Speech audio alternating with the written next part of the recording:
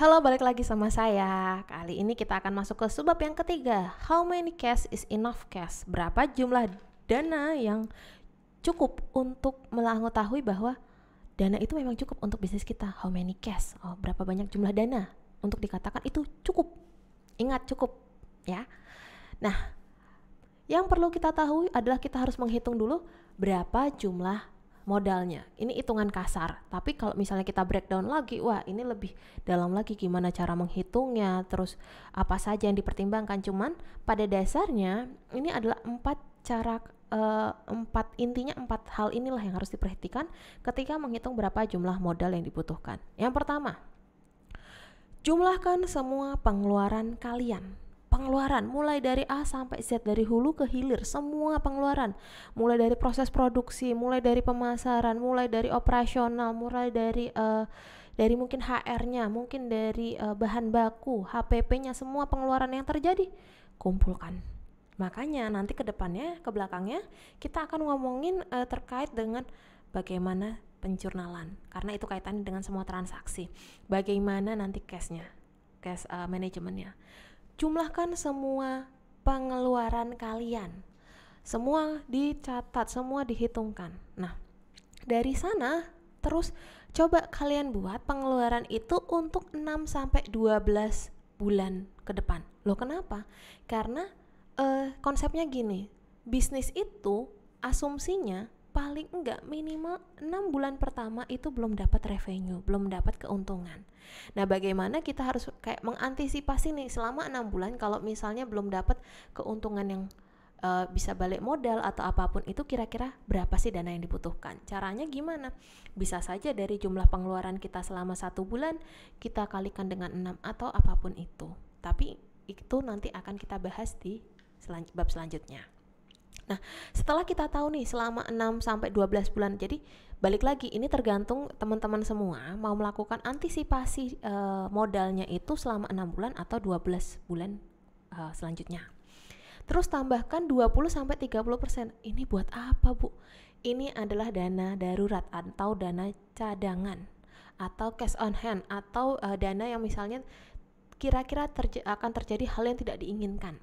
Misalnya dadakan suppliernya rusak atau ada additional cost untuk R&D ataupun itu untuk pemasaran dadakan, kita punya cadangan. Jadi ketika ngomongin tentang modal itu jangan sampai ngepres banget ya, harus ada dana yang disisihkan untuk dana cadangan kita. Nah, kita tambahkan 20-30% dari apa? Dari jumlah pengeluaran kita. Bisa teman-teman kalau misalnya mau 6 bulan, berarti selama 6 bulan kira-kira tambahkan 20-30% totalnya berapa. Nah, dari sana akan ketemu nih angkanya, jumlah angkanya berapa, jumlah modal yang dibutuhkan. Habis itu kalian pastikan, pikirkan, itu modalnya dari mana? Keempat, kalian mau pinjam kah? Mau modal sendiri atau apapun itu harus dipikirkan juga. Jangan cuma ngitung-ngitung tanpa tahu berapa jumlah dana, tapi nggak tahu dananya dari mana. Nanti kalau ditanyain kamu modalnya dari mana? Yaitu nanti tanpa ada kejelasan terkait dengan sumber danamu dari mana. Nah, sumber dana sebenarnya kita bisa mencari dari dua hal, dari internal sama eksternal. Seperti yang pertama, internal adalah personal fund. Nah, kalau misalnya teman-teman membuat sebuah bisnis, dananya bisa dari mana? Pasokan sama teman-temannya, dari kantong pribadi, itu personal fund namanya. Jadi benar-benar kayak aku membangun sebuah bisnis dari nol, dari kantongku pribadi, itu namanya personal fund. Yang kedua, dari selling asset.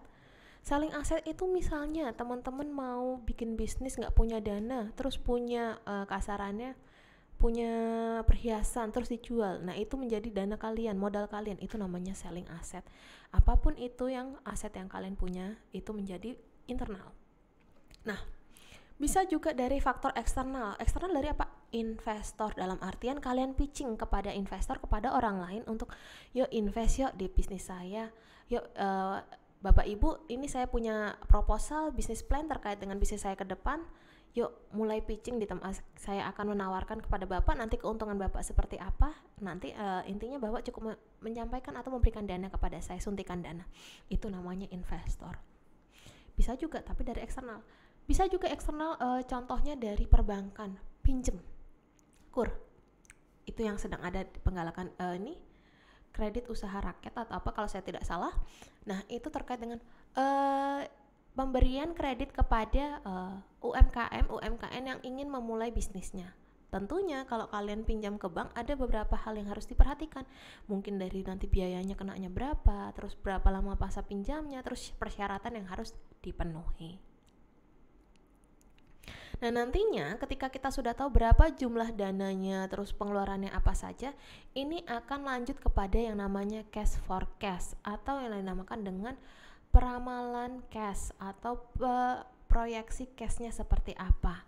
Kita akan melihat memperkirakan. Ya, jadi bukan meramalkan sih, memperkirakan, lebih memperkirakan kira-kira nanti ke depannya selama beberapa tahun, selama beberapa bulan, gimana sih dari segi modal yang kita butuhkan, apa saja sih problem yang akan kita hadapi, kira-kira miss-nya di mana saja sih. Dengan demikian ketika kita sudah membuat cash forecasting ini, kalian akan tahu, oke, ketika terjadi opsi A atau problem A berarti apa yang saya lakukan. Ketika jadi problem B, apa yang saya lakukan. Problem C, apa yang saya lakukan. Seperti itu. Makanya nanti penting sekali tahu dulu modalnya berapa, pengeluarannya berapa, baru kita bisa membuat yang namanya cash forecast. Nah, buat cash forecast gimana? Nah, sedikit berbeda sama sebelumnya. Kalau kita ngomongin tentang modal hanya berkaitan dengan berapa jumlah pengeluaran, berapa jumlah expenses yang kita keluarkan. Nah, tapi kalau forecast itu yang pertama kita tahu dulu harus tahu dulu berapa lama periodenya. Karena berkaitan dengan apa? Berkaitan dengan income.